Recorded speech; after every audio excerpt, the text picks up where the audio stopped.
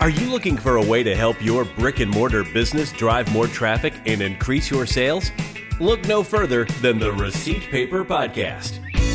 In this podcast, Joanne and Kyle provide their sage advice on how to make your brick-and-mortar store the hottest spot in town. Whether you're just launching a new business or trying to grow an existing one, these informative episodes will leave you inspired. In each episode, Joanne and Kyle take on a different topic related to running a successful business. They offer practical tips based on their own experience as owners of multiple brick-and-mortar locations. So whatever challenges you're facing, they have actionable advice for you. From finding a location and executing your build-out, to merchandising and customer experience, to sales and marketing, Joanne and Kyle have you covered. With helpful advice from these experienced entrepreneurs, you are sure to learn how to increase your sales and have your business running out of receipt paper in no time. Let's dive right in.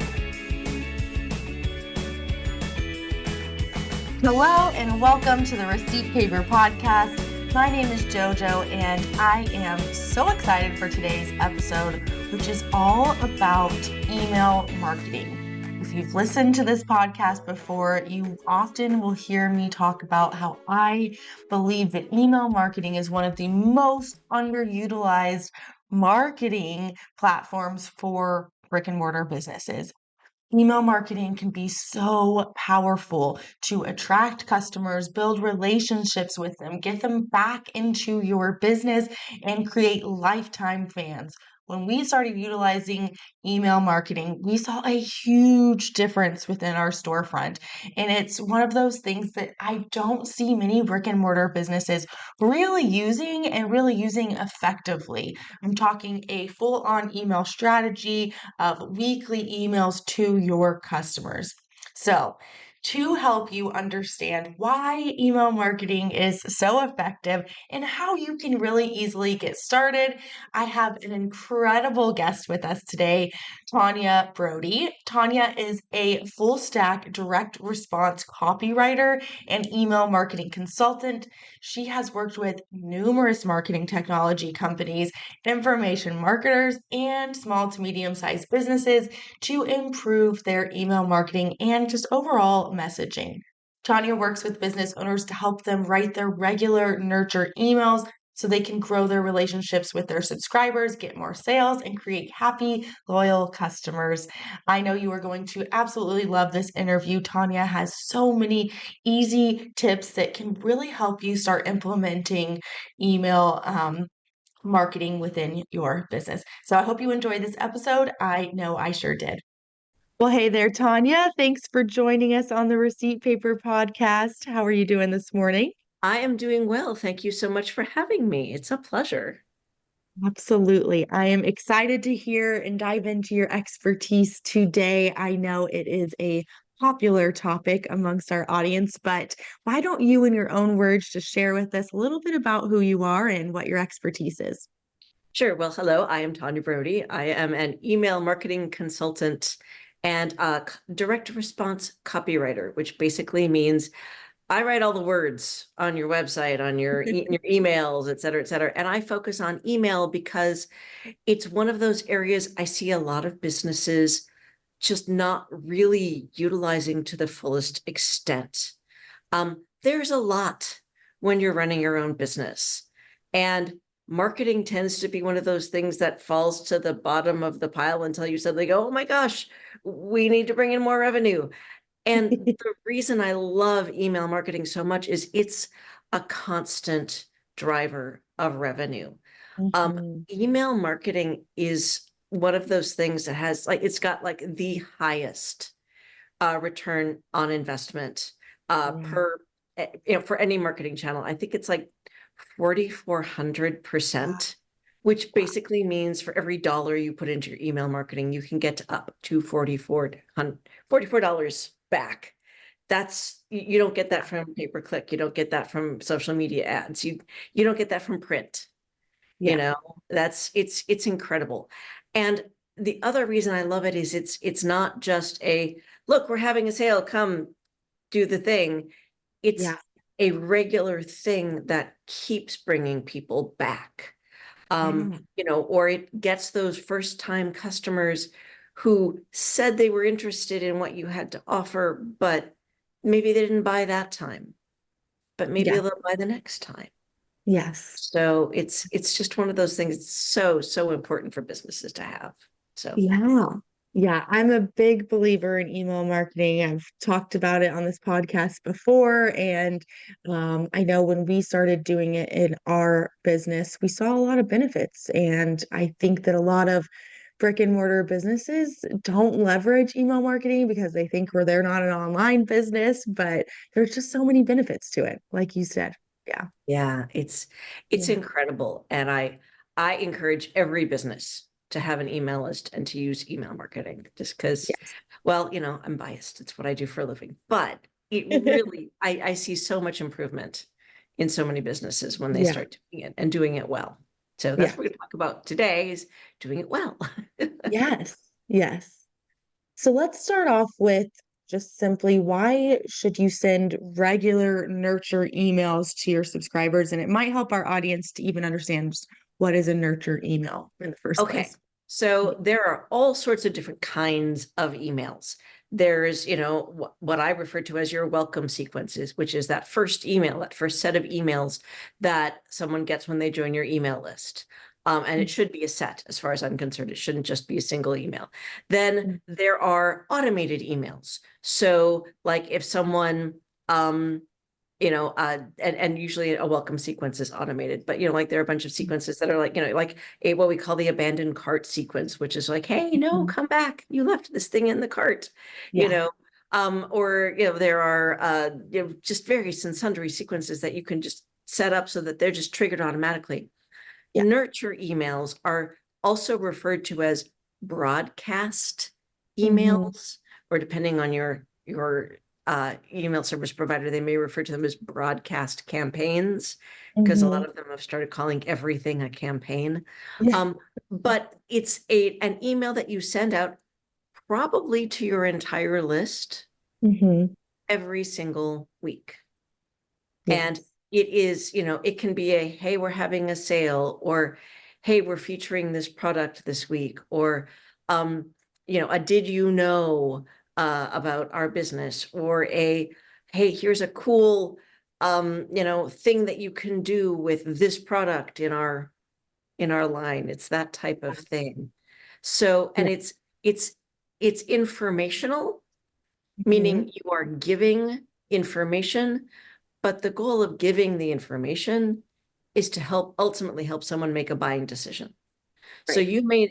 you may not be saying, sale, sale, sale in this email, but you may Right. be saying, this thing is going to be on sale next week. We just wanted to give you a heads up. Yeah. Yeah. Here's a blog post about it, or come in and check it out early and get your name on the wait list. Yes. It's like Yeah. a special thing coming in, Yeah. Yeah. type of thing. So these aren't, hard hitting sales emails necessarily, but Yeah. they're things that are promoting something that you're doing within your business and helping people to make an informed decision about whatever it is.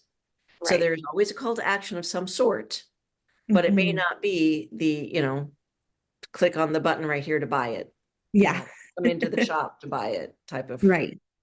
Right. Yes. I know when I first started doing this, I really felt like, man, this is too much. People don't want to hear from me this often. They're never going to open this, or why am I even doing this? So, talk to me about, like, do people really want to hear from businesses every week over and over? So the answer is yes, they do. And they may not open every single email you send. My Right. my mother is on my email list. She does not open every single email I send. My mother isn't even my target audience. She's my mother. She's there because she Right. loves me and she humors me. But the point being that these emails are not designed to be the end all and be all. What they're really designed to do is to remind your subscribers of your existence, and that, oh yeah, my Mhm. my neighborhood restaurant, or my favorite tea shop, or my favorite pottery place, what have you, Mhm. I need to go there again. Yes. You know, Yes. I need to get my favorite tea. Oh my gosh, I need to go down there this week while I'm in that neighborhood, Yes. pick up my favorite tea because I'm almost out. You know, it's more like that friendly reminder of, hey, we still exist, than Yeah. it is a hard-hitting thing. And I think that's something to remember is we are all incredibly busy, right? Mhm. We all have lives. We are all involved in whatever it is that we're doing. Yeah. So, yes, if you send an email every single day saying, buy my stuff, buy my stuff, buy my stuff, Mm. that's gonna piss people off. Yeah, that might be a little much. If you send emails that are full of information that are going to help, or even that are entertaining, you know, that are going to help, that are going to give people something they want, then yeah, they're going to open them and they're going to enjoy them. And if there's a sales message at the end saying, by the way, this is on sale, or by the way, this is coming in next week, let us know that if you want one, Yes. people want to hear that. Yeah. So again, people may not open every single one, but Mhm. they're going to open some of them. And they're going Yes. to remember your business, and they're going to remember that, oh, I've got to stop in there while I'm in town.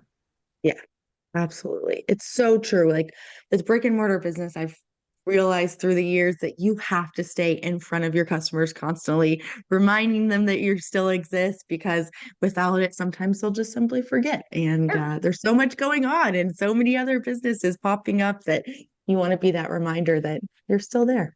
Exactly. That's great. I love it.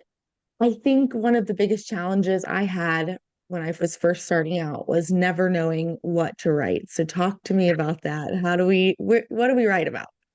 Oh my goodness. This is the thing Yeah. that every business owner tells me. It's like, I don't know what to write. Yeah. And I get that. Mhm. I mean, I do this all day, every day for my own business, for my clients' businesses. I Yeah. get it. Um, the truth of the matter is, if you just sit down and write a list of all of the questions that people ask you when they walk in, Mhm. you know, um, is your clothing made of real linen? You know, Yeah. where is it from? Or Yeah. where do you get your teas? Or Yeah. is your pottery dishwasher safe? Mhm. All of those are really good email topics. Yeah. So, I mean, just start there. Yeah.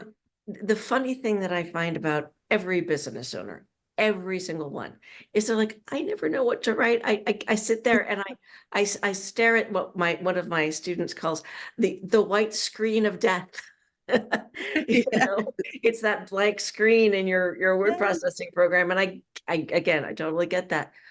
Yeah. But if you like just had someone ask you a question about, like, tell me what you do, Mhm. you could go on for hours, Mhm. right? Yeah. You could just talk because you love what you do. Yes. So start there. Have a Mhm. friend or a spouse or a child interview you about what you do Mhm. Yeah. and record it on here. Look, you have a perfectly good recording device right here, you Yes. know, Mhm. and record that. And Yeah. then get that transcribed. Mhm. Otter AI is a perfectly good transcription app that will just take an audio recording and make it into a text file. Mhm. Rev.com is an actual transcription service that will make sure that names are right and words are correct, Awesome. and take out the ums and ers because we all Mm. have them. Yeah. I just did it, and or there are all sorts of things out there like that you can just get a transcription. Then you've got a file. You've got a document with a whole bunch of stuff, and you can go, oh, that's a topic. Oh, that's an email. And then you go through and you clean it up. You make it Mhm. more readable. And you put it in your email service provider and you send it. You put a call to action in there. Want to find out more about this? Come on in. Mhm. This is not the rocket science people think it is. Yeah. Are there parts of email marketing that are rocket science? Yes. This is not one of them. Your nurture emails are really three things. They are information for your subscribers. They are a way for your subscribers to get to know you, Yes. right? Because we all buy from people we know, like, and trust. Mm-hmm. You want to be that person Yeah. that, oh my gosh, yes, I totally want to go see JoJo. I Yes. know she's got good stuff. I'm going to go see. And then they're also a way for you to show your expertise. Yes. You know, they're a way for you to show you know what you're talking about and that you are the person who can answer their questions when they walk in, who can help them find that perfect thing, whatever it is, whether it's a, the throw pillow for a Yeah. couch or the couch, or Yes. that perfect gift for their mother-in-law. Mm-hmm. It's that's what you want to become in their eyes, because that Yeah. means that they're going to keep coming back to you, which is, Mm. again, the whole point of this, reminding them of your existence. Yeah. Yeah. I love that. What a good idea to just think of those frequently asked questions. I know at our wellness center, we get asked the exact same questions every single day. And yeah, why not just write about those things, and that's what people are wondering. So I love that. Great idea to just start there. I mean, I know everybody could answer those right off the top of their head. So that's awesome. Love that. That's wonderful. So I know one of the things that I hear from our students is, how do I stay out of the spam folder? How do I, keep my emails or get my emails opened more frequently by my subscribers? Any tips there? Yes. So there are a few things you need to do regarding the spam folders. Number Mhm. one is your formatting. Do not include huge pictures. Make your Mhm. pictures small. If you're going to use, I personally do not use images in my Yeah. email. I just don't. I'm a writer. I write, so Mhm. words are Yeah. kind of the thing. But Yeah. if you're showing off a product, you want to be able to include a picture. But make Mhm. sure that there is a good ratio of text to picture. So do not Mhm. do a whole big series of pictures, because that right there is going to set off the spam Right. filters. Yeah. And make sure that the pictures themselves, they open quickly when someone opens them, because that's just good usability on the Mhm. customer end. Yeah. But Yeah. also, the larger the image, the more likely it is to get caught in a spam filter. Good to Um, know. Another thing is, have your email be from someone in your business, from you, for example. Mhm. Do not, don't use info at or hello at, Mm. or, I mean, support at, that's a little more acceptable. Yeah. Um, but if, for a broadcast or nurture email, have it be, all of mine come from Tanya Brody. Mhm. People know it's Mhm. from me. Yeah. When I work with various and sundry clients, we usually have the founder is the Mhm. person we send emails from. Yeah. And that Yeah. it's just, that's their email address. Yeah. And that way, your email service provider gets used to that address coming through, that domain coming through. And they're like, oh, okay, yeah, it's Tanya. Mhm. We know they want to hear from Tanya. They open her Yeah. emails. Let's push Yeah. that one through. The other thing is, make sure that your content, well, to be blunt, isn't spammy. Mhm. And that's where we get to the don't send the buy my stuff, buy my stuff, buy my stuff. Yeah. Make sure there's information. Make sure you are giving as well as asking. Yeah. You are, a lot of what you're doing is, I feel like we don't go into business to sell, we go into business to serve, I right? love I'm not here because I want to make a ton of money off of email marketing. I mean, it's what I do, yes. But Mhm. I'm here because I want to help businesses grow, Yeah. right? So if you approach all of your writing, all of your emails, all of your marketing really from that, you Mhm. know, that aspect of, I am here to serve you. Yeah. That, just that messaging shift alone will help with the spam issue. Yeah. Um, some other simple things. There are all sorts of lists out there of words that you should not use. Free Yeah. unfortunately, is one of the top ones. Yeah. Now, I that love does not mean you cannot use it, it. but put it further down in your email. Yeah. Obviously, anything that smacks of sex, even Mm. if it's, believe it or not, a legitimate word, Mhm. you Yeah. know, that can trigger a spam filter. And Yeah. anything to do with money, which, believe me, can be really frustrating when I'm Mm. writing for my client who's an accountant, Oh boy. Yeah. you know, because one of her main client bases is single moms who are running Mm. their own businesses. Well, here are 6, business ideas to help you generate quick cash. We can't use the word cash in a Mm. subject line Yeah.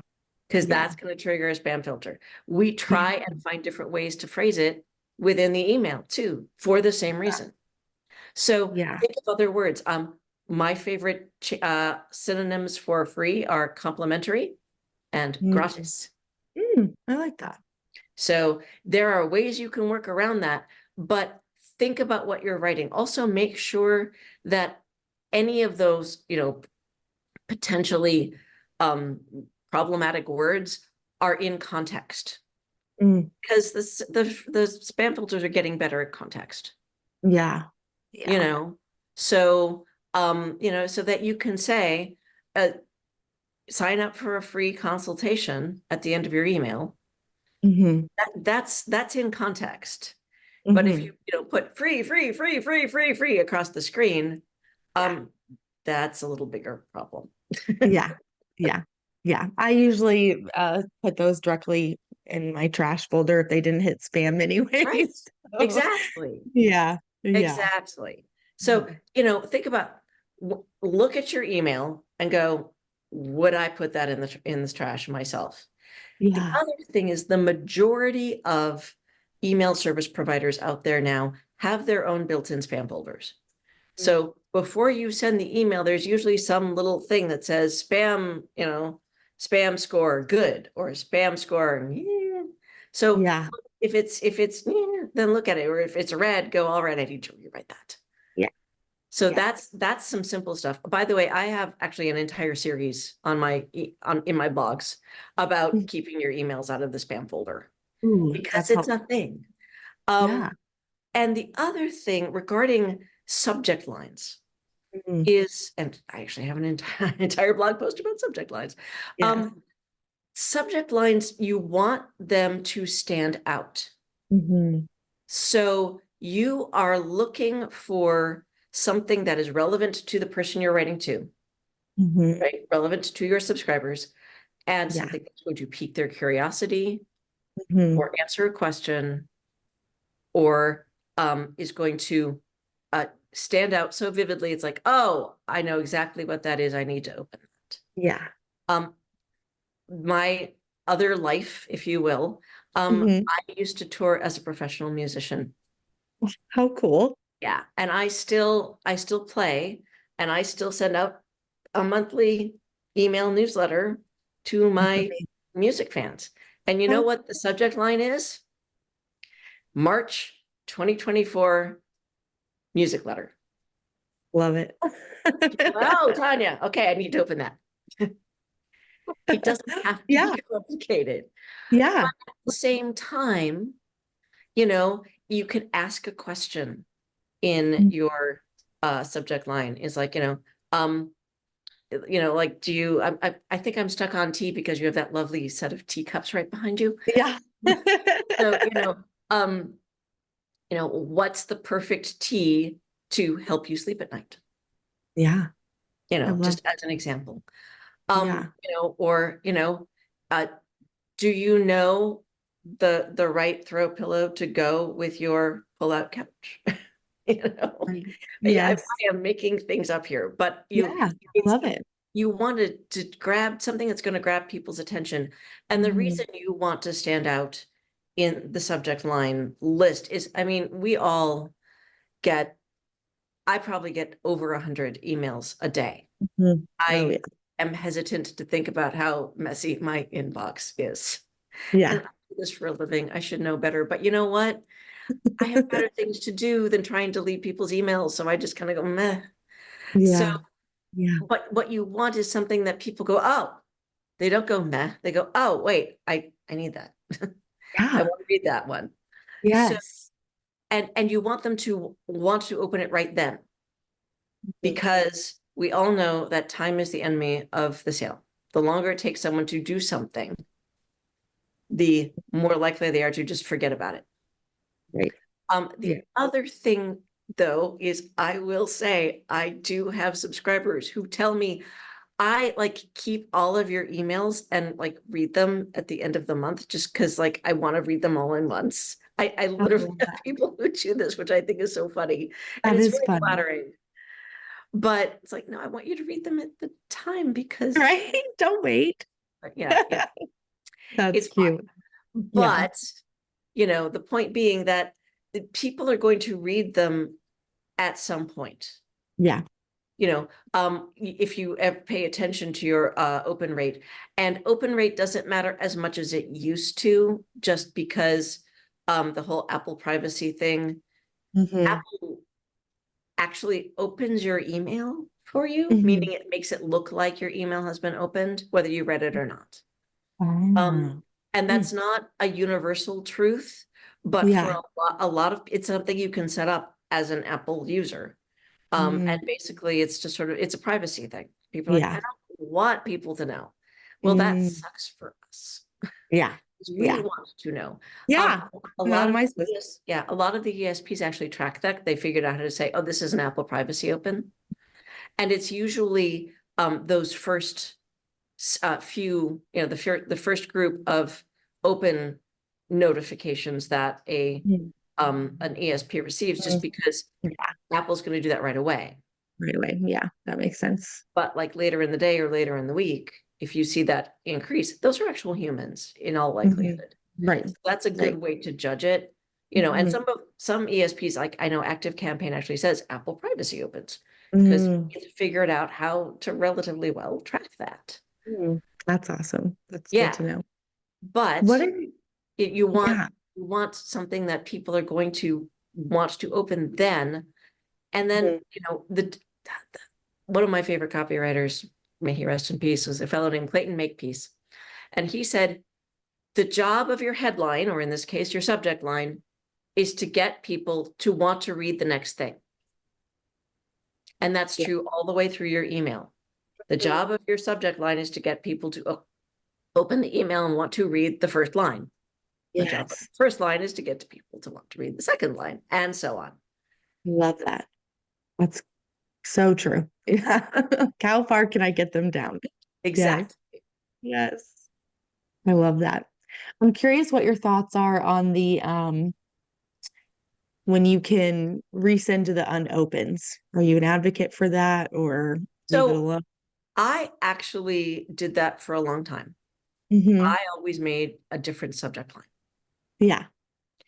because it was something that I did for a client. He was the one who got me really into it. But we had someone set up a service for us, and the service did that. Hmm. And the service never changed the subject line, and we kept getting complaints of, why do Mm. you keep sending me the same emails? Yeah. Yeah. And so it's like, just change the subject line. Yeah. They may Yeah. not have the fact of the matter is, if that first subject line doesn't interest them, it doesn't interest them. But that Hmm. second one might. Yeah. Yeah. If they didn't open it to begin with, obviously the subject line didn't grab their attention. But if that second one does, Hmm. awesome. Yeah. Then you're not actually intruding. Right. If you send the Right. same email with the same subject line, Yeah. that That's a is little, going to piss people off. yeah. Yeah. Yeah, that is actually a system I haven't set up in my current ESP, just because I haven't quite Mhm. figured out how to do that yet. It's not Yeah. obvious. Um, Yeah. some systems make it really easy, like they just say, give us a second subject line. Yeah. And Yeah. send it to people who didn't open it. And some of them are Yeah. like, you have to schedule that, and Yeah. Yeah. so it depends on the system, and I just haven't taken the time to figure it out mine. Yeah. Yeah. Yeah. I know in mine I can go back to the email and do that manually, but Yeah, I haven't tried that yet. So maybe I'll try that with a new subject line. We'll see. yeah. I love it. So I know that you had some examples for us. Did you want to I share I those? would love to. Yes. Yes. So let me share my screen here quickly. Okay, so can you see this email? Yes. This is from my local spice shop.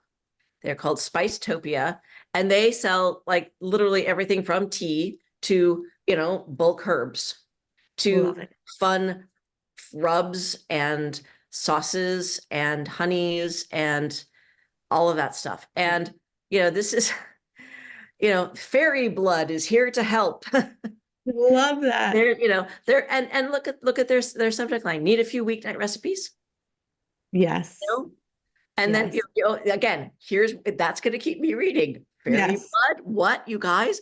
So, fairy blood is a Bloody Mary mix. But here are a bunch of ways that you can actually use it. And look, they have a really cool idea. And this is also about a class That's awesome. that they're teaching about how to use this spice. This So spice cool. mix that you can, come in and take their class and learn a bunch of stuff. And they're going to be teaching bloody meatloaf. That sounds very exciting.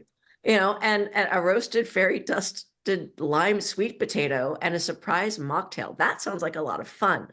Yes. And then they have this lovely picture of their sweet potato, Mhm. and just sign up It's today. delicious. So I Love can register right here online it. for this class. And how fun is that?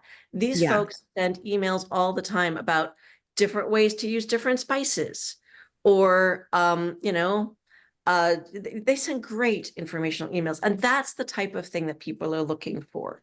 Yeah. Yes, this happens to be selling a class, Mhm. but it's fun, it's lighthearted, it's giving them Yes. something entertaining and Yeah. interesting to read. That's what your nurture emails need to do. Yes. I love that. That sounds like somewhere I'd want to go now. Right? So. Yeah, very fun place. If you're ever in Ventura, California, highly recommend it, right on Main Mm. Street downtown. Yeah, and that email wasn't like super long. It wasn't 1,000 words, but it was very enticing and clear. And yeah, I mean that's doable, I think, for business owners. Yeah, and I think that's another thing you want to think about is how much email does your work need to do?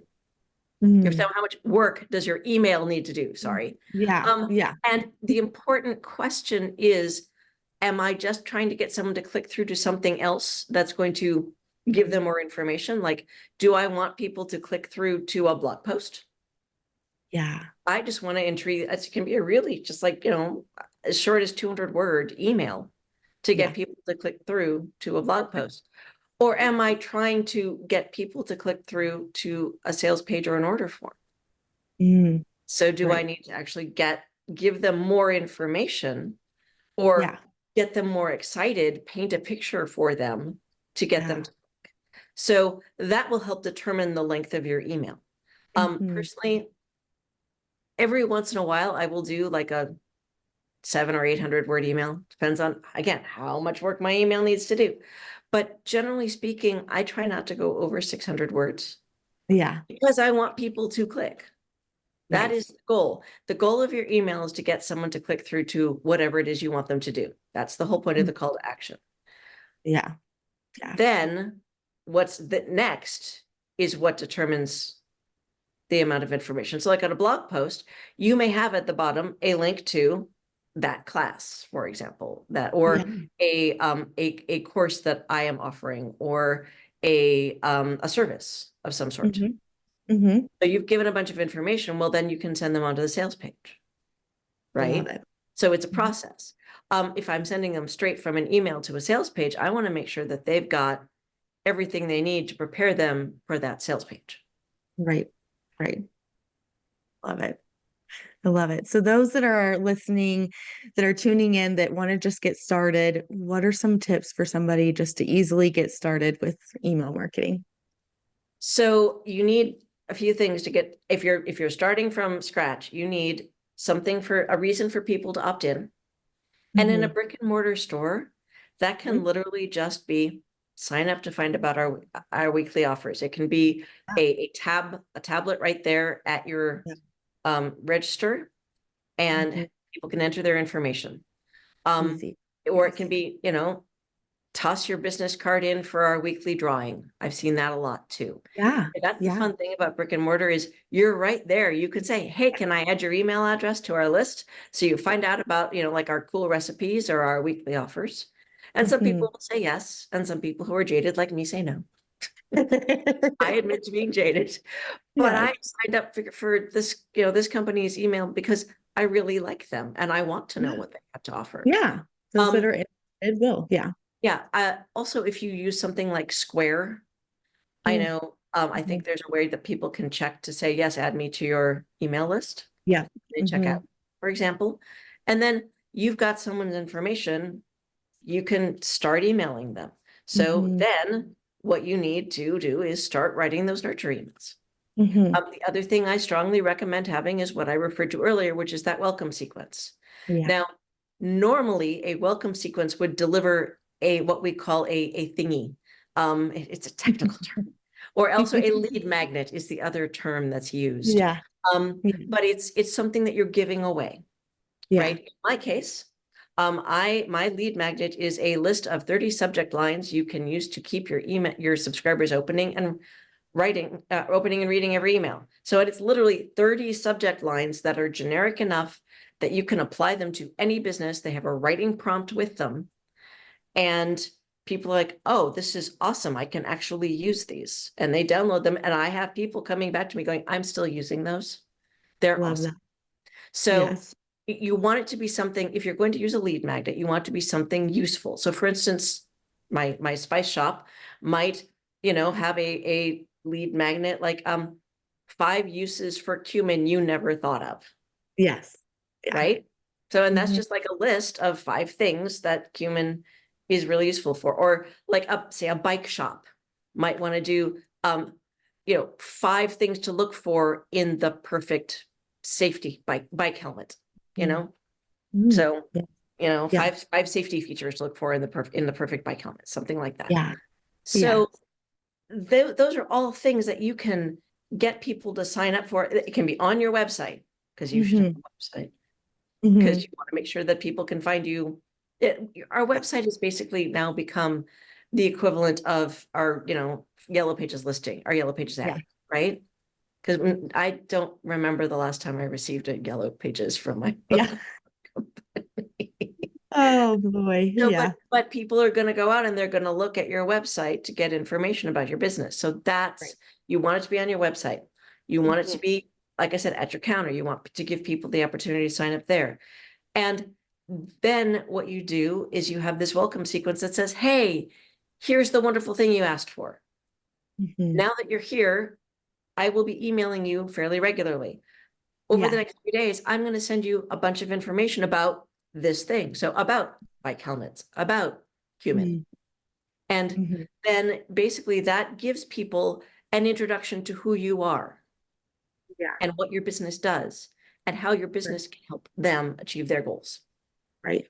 Right. Right. And then you say at the end of that, you say, and now for the next, I'll email you once a week, or I'll email you twice a week, or once a Mhm. month, however often is you email.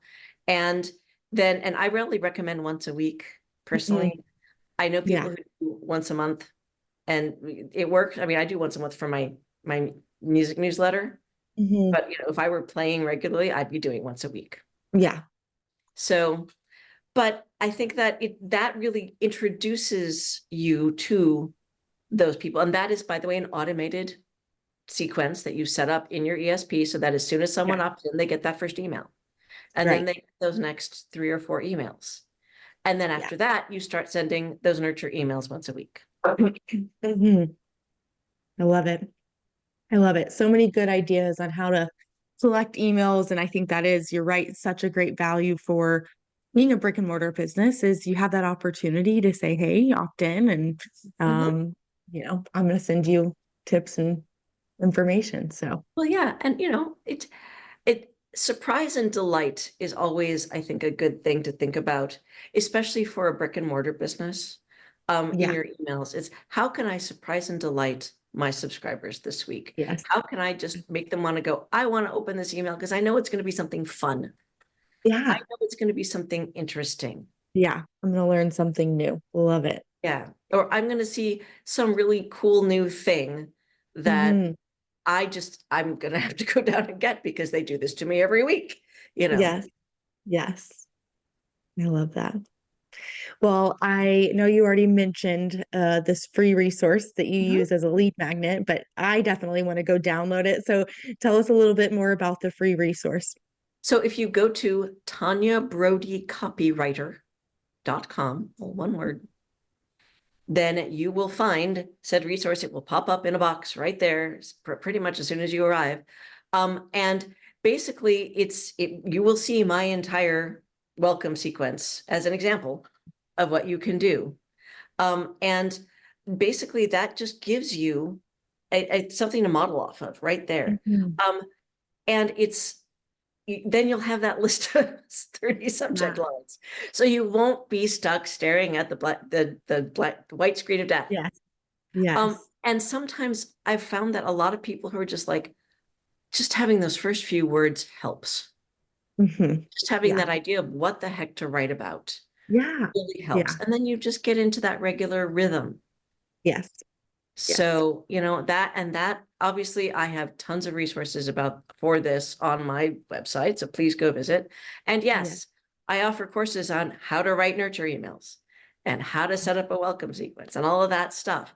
But really, I just want you to start writing, to Yeah. start doing this because it's so valuable for your business to start Yeah. doing this. Yeah. It truly is. I know I can speak for our business that, it really helped a lot. Like increase our return rate of customers, and it really does help build relationships. People feel like they know us better, and yeah, it's been huge for our business. So Mhm. if you're listening, I highly recommend that you go check out Tanya's free subject line resource. I am going to go check it out myself. Go visit her website for more tips and tricks. I'm sure there's so much more information than we got today, but I will put a link to everything Tanya shared in the show notes of this episode. But Tanya, you have been incredible today. So many empowering tips here today. Thank you so much. It was a pleasure. Thank you so much for having me. Absolutely. Thanks for tuning in to the Receipt Paper Podcast, your go-to source of information for starting and growing a successful brick-and-mortar business.